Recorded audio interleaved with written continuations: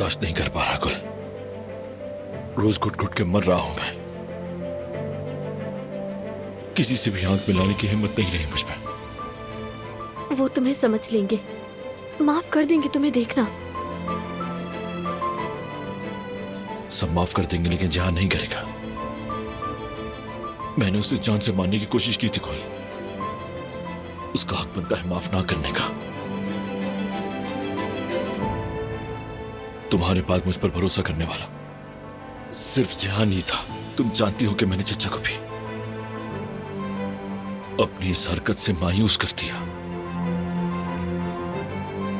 ऐसा मत कहो फराद। देखो, कुदरत बाबा और जहान भी जानते हैं कि तुम बदल गए हो। अभी उनका गुस्सा ताजा है, उन्हें थोड़ा वक्त दो, देखना सब ठीक हो जाएगा।